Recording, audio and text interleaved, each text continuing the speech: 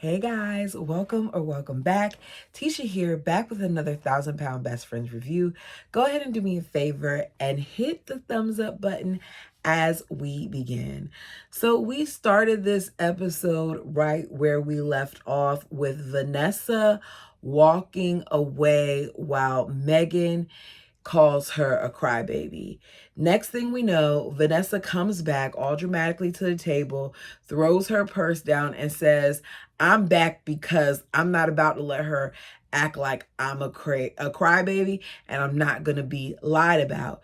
She says, look, I can show you all of the text messages over the past year where I've reached out without getting a response.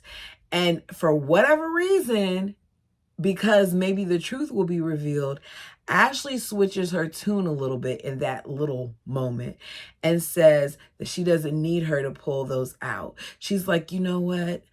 Um, I can say, Vanessa, that there were times where you reached out and it was hard for me, that I wasn't in a good place, and it was hard for me to reach out for help. I call crap. I think that Ashley didn't want her to reveal what she was saying in those messages or prove that they had been ignoring her. But you all let me know what you think. Ashley claims that she felt like Vanessa hurt them on purpose because she became a judgmental person. Next thing you know, because Ashley's switching her tune, Megan is going to switch hers a little bit. And she's going to say, I love you. And I felt abandoned because your support went away. I'm sitting here and I'm like, are they gaslighting her? Are we playing here? Is she being punked? Because how are you saying that you cut off your friend, your supposed best friend of all these years, even though Vanessa is 44 years old, Ashley, we're being told, is 38. At what point were y'all in school together? Did somebody fail a bunch of times? I don't quite get that, but whatever, that's their story and they're sticking to it. At what point do you all feel like what she said was so bad that you had to cut her off completely? So Megan says that the support went away. Vanessa's like, I didn't see it like that. I know I'm naturally loud and all those things. And I just couldn't understand why the connection with us was severed. I just want the connection back. I don't understand how them treating Vanessa poorly has turned into Vanessa apologizing to the two mean girls, because I'm not buying Ashley and Megan yet. I don't believe what they're selling because y'all had so much like nasty things to say and you were so negative towards her for the first episode, and now here you are in the second episode and all of a sudden you're going to switch it up. They had a problem with Vanessa because she was holding them accountable. That's the bottom line. So Megan says, I guess there is growth there because here she is and she's taking accountability. Why didn't Megan take any accountability? Why didn't Megan apologize for saying the things that she said to Vanessa that made Vanessa walk off? It's very much so a double standard there. Vanessa's like, look, I just want to be a part of you all. And Megan's like, I hear what she's saying, but I'm going to put up boundaries. Ashley thanks her for reaching out. And she says to her, I'm not going to lie. We're not about to be buddy-buddy in the way that we were. Again, I basically expect you to prove yourself. And when she said it, I got an attitude. I wrote in my notes, who in the hell is Ashley that she feels like someone needs to prove something to her? Because I didn't feel like it was necessary. Vanessa says, nothing was fixed because Ashley leaves. They all say goodbye. She's like, nothing was fixed, but at least I was able to get my frustrations out. On to Scott. We arrive at Scott's house, who's waking up and he's on a CPAP machine. He gets up, washes his face. I don't see him wash his underarms, but he washes his face and he puts deodorant on under his underarms. We're reminded he's 32. He lets us know that he moved back in with his mother during the pandemic. He says that he didn't start struggling with weight until around middle school, high school. And in college, he went from weighing 250 pounds to 470 pounds. He said it happened because he had a different level of freedom there. We find out that because of his weight that he's had congestive heart failure, he has high blood pressure, high cholesterol, he's had his heart shocked back into normal rhythm twice, and things of that nature. So you would think that those things alone would make him start to do something. We watch him eat breakfast, which is this breakfast sandwich that his mom made on like an English muffin with runny egg and bacon and whatever else. And as he's eating it, he's living his best life. And I notice how quickly he ate it, which comes into play later. He says, problem is, he eats a lot. He meets up with his buddies and they have a good time eating, right? He says he went and ate wings. At one time, he ate 70 to 80 wings. But Vanessa is coming over to walk with him. He feels like she's loud, but that she wants to push him to be better. He feels like he can do it with the help of the people in the group. So we find out that he had an appointment with Dr. Proctor. And at that appointment, it said that he weighed 596 pounds. His BMI was 81 pounds. His mom tells him, look, you're going to have to work hard and follow a strict diet because you don't listen to anything that I have to say when it comes to eating. You eat too much and it's embarrassing. He says that food for him is an escape. And Dr. Proctor wants him to lose 30 pounds in 2 months. When I heard him say 30 pounds, I was like, what is 30 pounds? Dr. Now would have had you losing 100 pounds in 2 months at your size. So be happy that it's only 30 pounds. Vanessa then arrives and says that she wants to help him because she sees that he wants to help.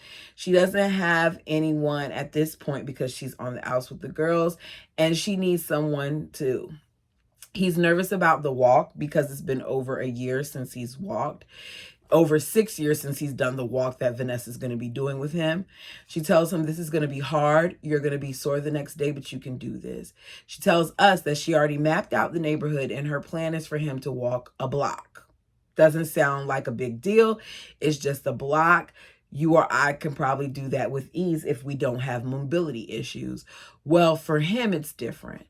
She keeps asking him while he's walking if he's okay, if he's doing okay, because she's noticing that he is, struggling a little bit. He's breathing hard. And she too, at one point was heavy. So she understands the strain that it puts on your body. Rather than telling her the truth, he keeps acting like he's okay. And the way that they're talking, you would think that they walked very far. They didn't even make it a block yet. So they end up stopping because he says he has to stop and take a break, but he needs a chair because he's afraid he's going to fall. And if he falls, he can't get up. So he has one of those camping chairs. That's one of those heavy duty camping chairs that can carry his weight. So somebody from production gets the chair and brings it to him so he can sit down. Vanessa's like, I don't want to push him too much because I don't want this to turn into a similar situation like what happened with the girls. So I'm going to take my time on this. We then see Megan. Megan goes to Dr. Proctor to weigh in. She hasn't seen him in 6 months. We're reminded of how he told her before that she was one of his worst patients because she didn't have a lot of success and that now she wants a revision. I personally feel like she needs to revise her eating, but we find out that it's more to this situation than what we originally knew. The last time she weighed in 6 months ago, she was 289. She gets on the scale now, she's 290 pounds. He tells us that in 3.5 years, she's nowhere near her goal. He says that I'm not saying that she hasn't done okay because she has lost 200 pounds, but at this point, that's not enough. We then find out that her type of surgery was a modified version of the surgery that allows her to see some of the same results, but it prevents it from being as drastic because her body can still absorb vitamins that the traditional surgery does not allow your body to absorb. So now, Rather than doing the extra work to get that weight off, what she wants is she wants the full one because she thinks that's the answer to her problems. He was like, it could probably help you lose some weight, but my fear is that we'll do the operation and you're not going to do what you're supposed to do, because we have already both agreed that there have been previous times where you don't always follow through things like you're supposed to. So I want you to prove to me that you can do it. And you have 2 months. And in the next 2 months, I want you to lose 30 to 40 pounds before I'll even consider talking to you about what that surgery would look like. So she's like, oh, that's scary, but she's going to do it. Next, there's the new Tina. New Tina is 52. She's been seeing Dr. Proctor for 6 months. She says people don't understand how hard it is to put food down. She's been addicted for a long time. Her mother used to do this for her. Food brings her comfort, and the support group is giving her hope. So she's invited the support group over for a barbecue, but it's just the people from the show. We don't see any other members of the support group there.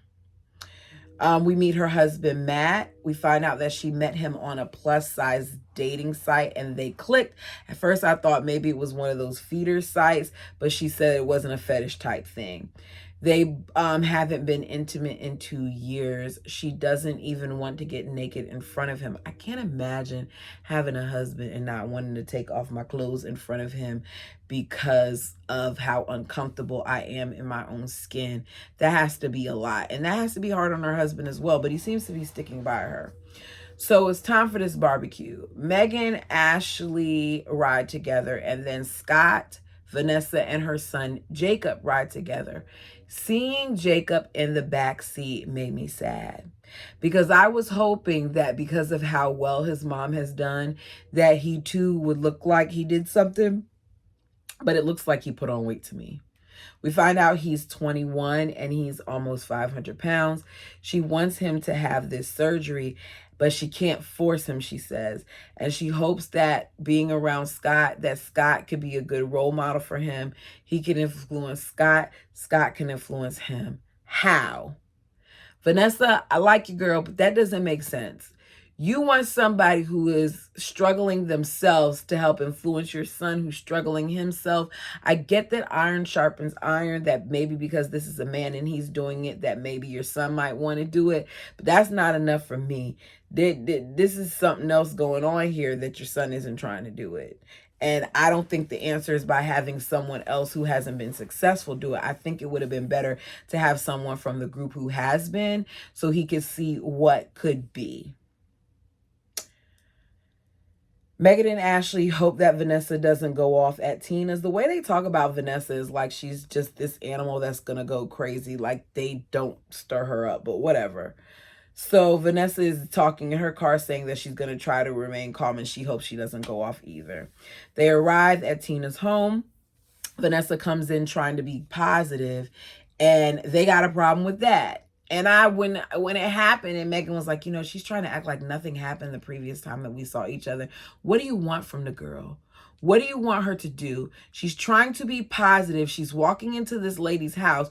It would have been worse if she didn't speak to you at all. She's being cordial and she's speaking to you, and you got a problem with that too. Excuse me. Megan says she has to stop acting like everything's okay. Tina's like, okay, let's go outside because I can feel the tension in the air. The food comes out. They start eating. Megan says that some of the people were eating too much. And I'm looking around and wondering, like, if I look like that too. Yeah, you did. And I'm sure if the cameras weren't around, you still would. I refuse to believe that these people have been on this stuff for as long as they have, that Megan has supposedly been working at this for over a year, and she's only managed to, she didn't lose anything. She gained a pound. And she's not following, and she claims she's following like what she's supposed to do. There's no way. They talk about the walking challenge. We find out that Vanessa is in the lead and Ashley is basically at the bottom of the pack. Ashley says she's nervous about her year visit. She's 38 and ready to have a baby. 38 and the other ladies are in their 40s. They did not go to school at the same time. I don't even think she was a freshman when they were seniors. So I wish they would have did better with that storyline. Megan tells them that Proctor wants her to lose 30 to 40 pounds. And they're like, what? That's a lot. And she says she's going to do it. She's going to do even better. She's going to lose 50. The subject of Jacob comes up, and Megan looks at him and tells him, like, maybe you should start with the support group so you can kind of get a feel of things and see, patients who have done the surgery and other patients who want to do the surgery. And Vanessa immediately starts crying because she's like, okay, this girl and I aren't getting along that well, but she thinks a lot about my son. And Megan's like, I love him. Despite us arguing, I'm going to be the bigger person. We obviously need each other. I said, okay, the bigger person. You're not being the bigger person here because you're part of the problem, but she doesn't feel like she's done anything wrong, which makes me wonder how this friendship is going to be if you don't see that you did some wrong things too. So the three ladies then go in the room and they talk again. Megan tells Vanessa that she loves her and she wants the best for her. Vanessa says that they've been best friends for over 30 years. They all need to just grow up and squash it.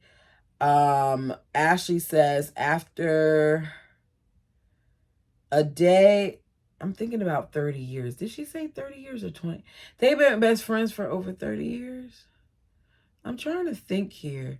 Vanessa can't be 44. There's no way Vanessa's 4 years older than me and she looks like that. I don't know how old Vanessa is, but I know she not no 38 like Ashley. We'll say that. Because I'm confused. I'm confusing my own self with these notes. She said that they've been friends for over 30 years. So maybe I read it wrong. I need to go look up her age. If I remember, I'll put it in the thumbnail. Not the thumbnail, the comment section and pin it. She says they all need to grow up and squash it. Ashley says after a day of being together and the laughing and things like that, she's remembering what it was that she liked about Vanessa and why they've been friends for so long. So she agrees to move forward. That's the end of that. We get to Tina. It's time for her to weigh in. I'm telling y'all now, we didn't find out what she weighed. She's nervous because she hasn't been doing what she's supposed to do. Mark, her husband, says, look, you need to be honest because you've been ordering cakes and stuff. She starts making excuses and he's like, no, you haven't been doing it just here and there. You've been doing it more than once in a while. It's been frequent. If you're going to be on this regimen, you need to be on the regimen. We find out that she was 361 pounds a month ago, and the goal that was set for her was to be under 350 before she would be approved for surgery. So she's sweating bullets before she even gets into the office on the scale. I mean, she's sitting in the waiting room and she's wiping off her hair from sweating because of how nervous she is. She then gets in there, talks to Dr. Proctor, and she admits to Dr. Proctor that there has been some slipping up, that, the nutritionist said that she's supposed to do proteins and vegetables, but she's instead been eating once a day so she can kind of eat what she wants, and then she'll have like a sip of soda. So that means you're not doing what you're supposed to do. So Dr. Proctor is concerned. He's like, she's almost all the way through this process, and her admitting that she's slipping up like this is concerning to me because she's met with the dietitian several times. She knows what she's supposed to do. Patients have this tendency to try to switch things up so that they can get away with what they want. But that doesn't work for this process. In the long run, you won't lose weight. You're supposed to do what? What did the dietitian tell you? And she's like, eat 3 meals a day, yada, yada, yo. And he was like, then that's what you're supposed to do. So he says, before we go any further, let's get on the scale and let's see what your weight is. And we don't get to see what the weight is. We just get to see a reaction. You all tell me down below if you think that she made the goal. That's number one. And number two, what do we think about Vanessa and Ashley and Megan? Do we think that Vanessa should have forgiven them even though they really didn't apologize for their behavior? Number one. And do we think that Vanessa should apologize to them? Because me personally, my vote is no. I don't think Vanessa should have forgiven them that easily because they're acting like she was the issue and not them. But you guys, let me know what you think. Thanks for joining me. If there's something that I left out that you want to discuss, feel free to put it down below. Until next time.